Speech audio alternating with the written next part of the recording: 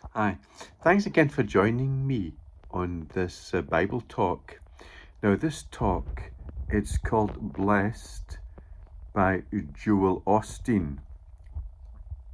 So, what I'd like to do is sort of look at his sort of ministry and sort of just what you see when you watch his videos, and just how overall how they are a blessing, how they've blessed me as well, and just show you how is because obviously the cut and thrust he does have like gospel appeals and that for people to accept Jesus as the Lord and Savior, and that's great.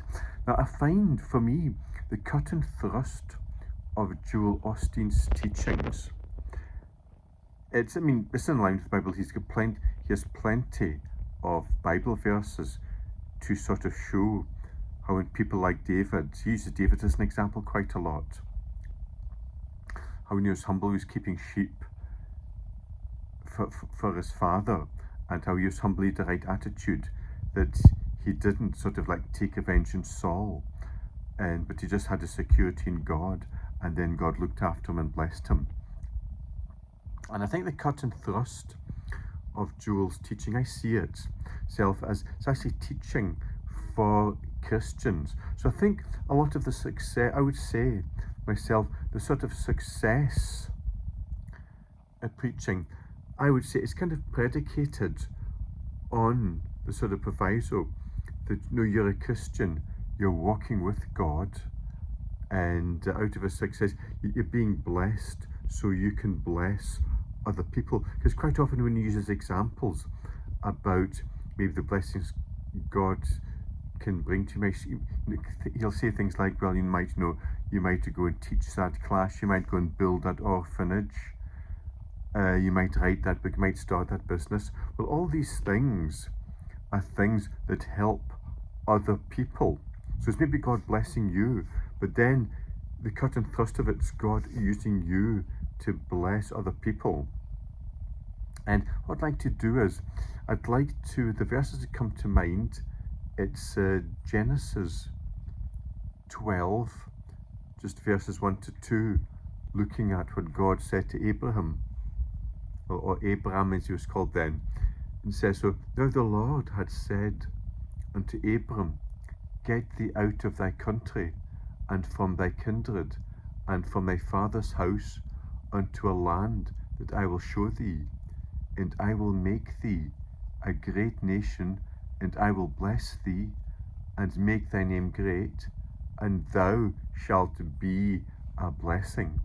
So the idea is, I believe with Abraham, and his descendants as well, and people in Israel and David, that there would be people who'd know God's blessing, but God would always want to use them to bless other people out of the blessings.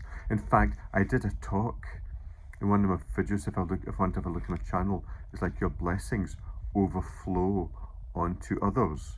So if you have a chance, yes, please have a look at that. And this is very much in the same vein, but maybe just looking at how I get encouragement from Joel Osteen. And I also like, what I like as well is, see, with some of his stories,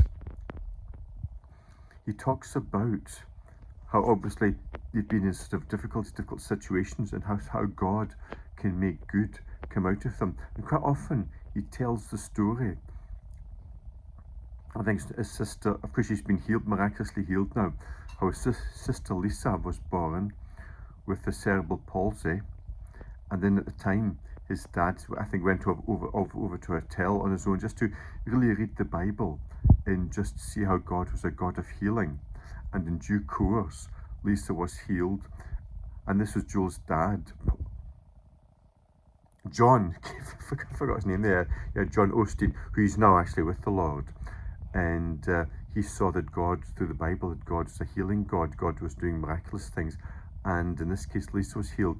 And he talks about when his dad wanted to bring the teaching of that God was a good God, that he did perform miracles and healings, how his congregation couldn't accept that, and he had to leave the church, and he had to start again. So he and his wife, to Joel's mother, that they started like Lakewood, talk about it in this old feed store. So what Joel's doing, he's acknowledging the faith of his dad, how his dad had faith, and he's being blessed from this maybe seeds that his dad showed. So he doesn't take things for granted, so he sees himself as a recipient of blessings, and he acknowledges his dad. And also, I also quite like some of the slots he has when he's at home with his family. And what he does was he'll have his wife, Victoria, she'll be sharing something. And then his mum as well, like his mum, Dodie Osteen. I think her real name, I think Dodie, I think it's short for, but she was short for Dolores.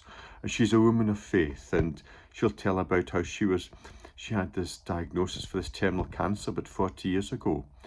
And she just kept confessing the scriptures, confessing healing, and God has just healed her. And Joel, he'll have her maybe say a few things and just talk about the Lord's goodness. And then Joel, he may have other family members as well. So he sees it. It's not that it's not just like his show, but he acknowledges the work of God in the lives of his family members, and like honors his parents. He talks about how his dad, like was a man of faith through a difficult situation, how he trusted the Lord in situations, and then how his mum is a woman of faith, and he'll have her maybe at one of the family gatherings, maybe saying some things and just giving a testimony, talking about the Lord's goodness, which is good as well. And then he also talks about things which are quite challenging. He's talking about maybe it's like if it's doing the right thing, even if the wrong thing is happening. He's talking about, well, if people are rude to you, that you just be gracious instead of being rude back to them, which you sort of feel like, that you be gracious, you do the right thing. And then he's talking about, well, maybe even if things are going wrong, he says, well, you might be faithful, you might use examples like you might maybe serve in children's work, you might sing in the choir. So it's all about you giving yourself to the work of the Lord, and then just being open for God's blessings, so that you can be a blessing to other people, just as Abraham was as well. So he talks about some things which are difficult in terms of having a character. Yeah, I mean, it's easy in one sense to have a good character when everybody's friendly to you, that's easy.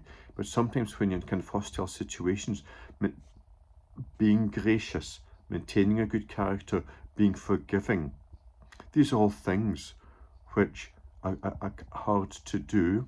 And he talks about when he's done that in his life, maybe people, they've been kind of offhand with him, but he's just said to him, well, he's just been gracious because he's secure in God.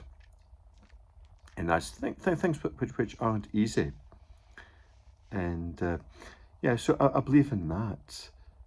So that it's good teaching for Christians, so that when you are doing the right thing, you can be, yes, you'll have ups and downs, and he never pretends that, well, when you're a Christian, all your problems go away, things will be nice and easy. He never pretends. He acknowledges, even with testimonies, they've been in difficult situations in that and sort of conflicts, and somehow God has managed to bring them through. And he does use a lot of Bible. I mean, I think he's used David quite a lot. It comes to mind as an example of a man of faith who's done the right thing. He's been kind of, particularly when David, we need negatives, when he was put down by his father, when Samuel came to anoint one of Jesse's sons, that Jesse, he didn't even invite David in. And then he talks about how David, he'd remained faithful to he'd been sort of faithful to to the menial jobs, just to working as a shepherd, and he just allowed God to anoint him, well, via Samuel, and for God to promote him. He also talked about maybe some things I hadn't thought about as well. He was also talking about, I was maybe a little bit naughty here, but he was talking about, it's like David as well, when he was he was obedient, even though his father had sort of just kind of like overlooked him. He still remained faithful to the works of shepherd boy. And then, of course, when the brothers were out fighting, this is just before he defeated Goliath, and Jesse had sort of sent him out with cheeses and sort of food to go to his brothers. And then how they were all sort of ungrateful, how Eliab, he was kind of sarcastic and putting him down after David had run in that errand. And then Joel,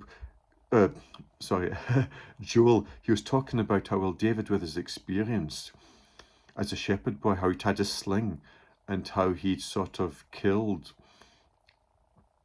the bear and the lion with his sling just to protect his sheep. And Joel was making the point, well, see, David, he could have probably taken down Eliab, but that would have interfered with his destiny, because the real enemy was Goliath, not Eliab. And he was just sort of saying how David, he could have taken Eliab down if he'd wanted to. And I remember just thinking to myself, like, well, I wish he had done. But I realised, but then, God's been working in me, so just to be in a place of peace, just to be sort of like forgiving. Because I found, Eliab, obviously one of my less favourite characters, putting David down. But obviously, yes, I've forgiven that. I've come through that with the right sort of attitude, just thinking, well, God has been gracious to me. And obviously David did the right thing by focusing on who the real enemy was, and that was Goliath, because he was the enemy of God and Israel. And we've got to choose our battles. You know which battles to fight and which battles not to fight. Okay, so I trust that this talk's been an encouragement to you, and you might like to watch maybe some of Joel Osteen's videos. Obviously quite a lot of them on YouTube. He's got a few books out as well. And I think it's good if you say, as I say, if you see the teaching as predicated on the idea that you're a Christian, you're walking with God, you're serving God, and you want him to use you to bless other people, and that he will just sort of bless your way, just as he blessed Abraham. And that. So thanks for following me on this Bible talk, and God bless you.